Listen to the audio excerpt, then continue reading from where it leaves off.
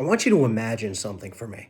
Fred Flintstone, big guy, barrel chest, loud voice, the kind of man who closes a deal with a handshake so firm it rattles the rocks. Now drop him into Orbit City, the Jetsons world. Flying cars, robot maids, holographic meetings, AI assistants talking over each other while George Jetson panics about his KPIs on his treadmill. What happens to Fred? Most people assume Fred is done. Toast, dinosaur, literally, in a world that's moved on without him. And you know what? They're half right. But here's what nobody's asking. What if Fred is also the best salesman in the room? Because the fundamentals of human connection never went to space with George Jetson. Two worlds, one territory. Let me give you a little context because this parable is really about all of us right now. Fred Flintstone is every seasoned seller I've ever coached. And believe me, in 30 years, I've coached a lot of them. These are the people who built their book of business on relationships, on showing up, on reading a room, on knowing that when they looked the prospect in the eye and said, "I've got you," the prospect believed them because they meant it. Fred doesn't need a CRM to remember that Dave's wife just had a baby.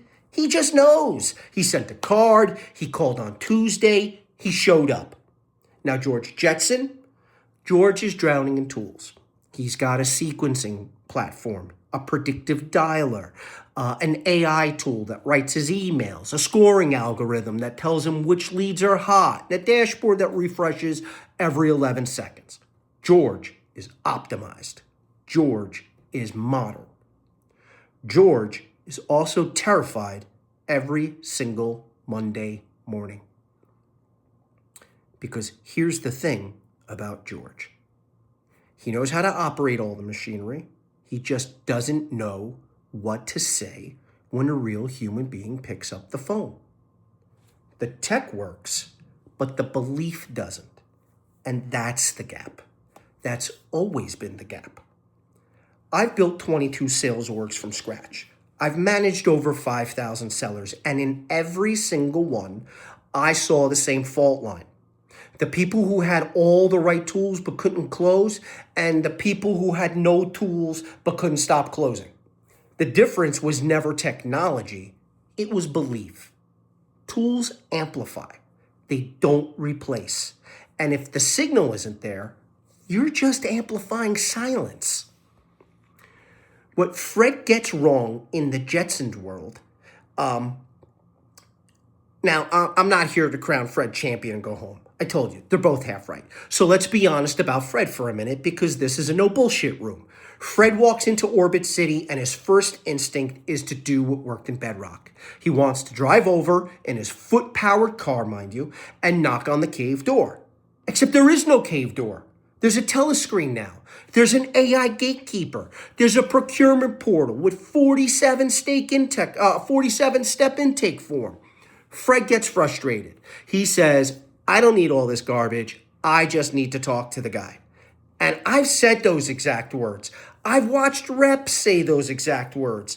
And here's the hard truth. When you refuse to learn the new terrain, you're not being principled. You are lazy. And laziness, dressed up as conviction, is just another excuse with a better spotlight. Fred has to learn that the buyer's journey looks different in Orbit City. Decision cycles are longer. There are more stakeholders in the room. Buyers have already Googled you, read 3 reviews, and watched your competitor's explainer video before you ever get 5 minutes on their calendar. Fred has to adapt his tactics. He has to learn the tools, not to become George, but to meet the buyer where the buyer lives. Because if you can't go where your customer is, you've lost the deal. And that's not a technology problem. That's an ego problem. And ego is the most expensive thing a salesperson can carry. Adaptability isn't surrender. It's respect for your prospect. What Fred gets right that George will never learn is that, here's where George gets defeated by and destroyed by Fred. Every single time. The moment Fred gets in the room, and I mean the actual room, the Zoom room, whatever room, it's over for everyone else because Fred walks in believing.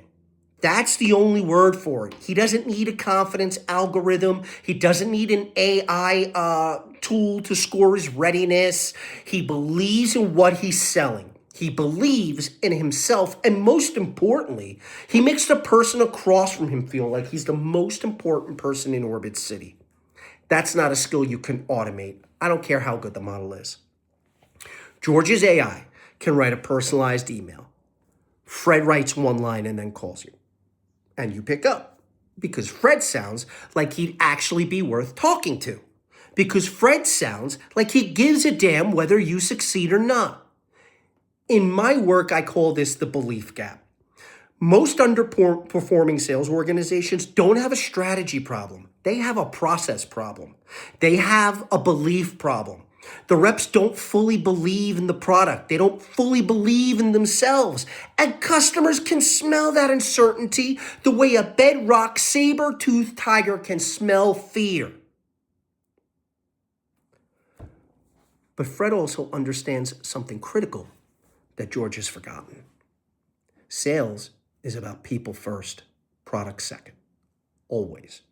The deal is always downstream of the relationship. You build a foundation of trust, the deal finds a way.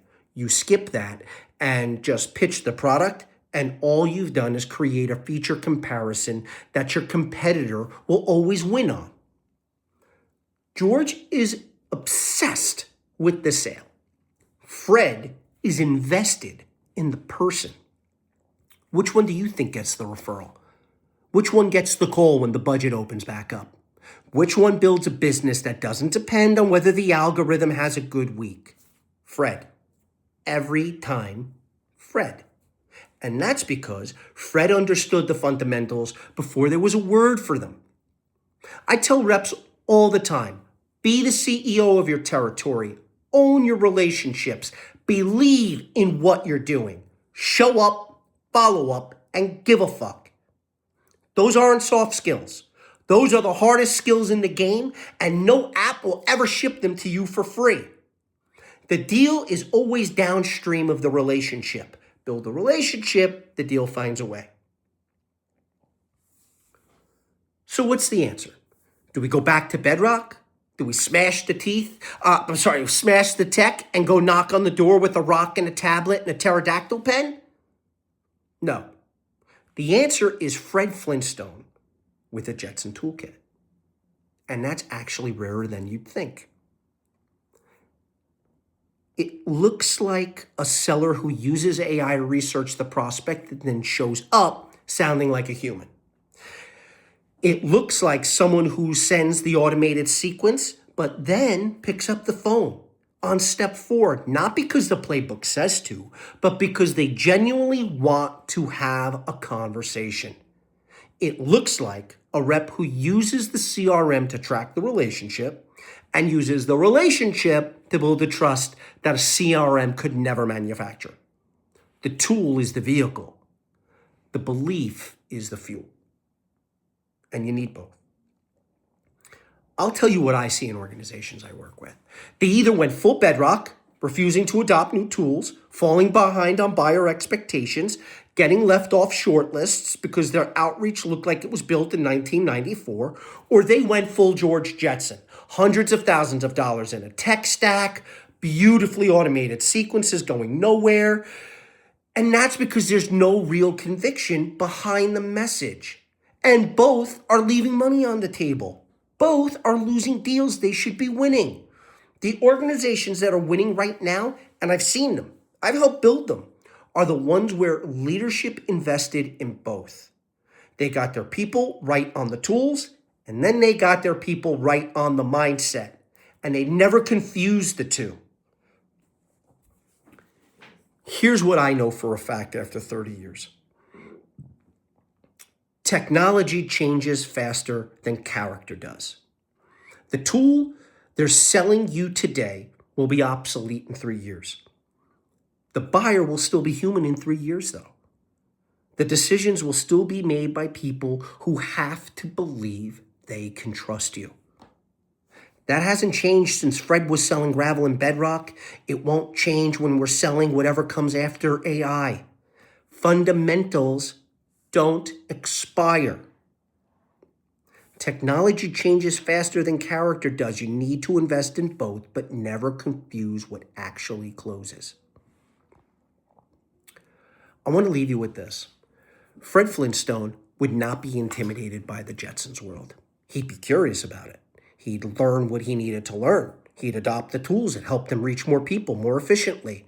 And then he'd lean across the table or the teller screen, whatever, and he'd say exactly what he's always said. Here's what I can do for you. Here's why I believe in it. And here's why you can trust me. That's the pitch. That's always been the pitch. The packaging changes. The fundamentals, no. So let me ask you this. Not to go back to Bedrock and not to lose yourself in trying to become George Jetson. I'm asking you to do the harder thing. Believe first in yourself, in your product, in the person sitting across from you. Be the CEO of your role. Own your territory the way Fred owned every quarry he ever walked into. Learn the tools, respect the buyer's world, but never let the tool replace the trust. Always keep it simple. Sales is simple. It's just not easy. And if anyone tells you different, they're selling something you don't need. The fundamentals will always matter. They matter more now than they ever did because in a world of infinite automated noise, the human signal is the rarest thing in the room. Be the human signal. Yabba dabba doo. Couldn't help myself. Sorry.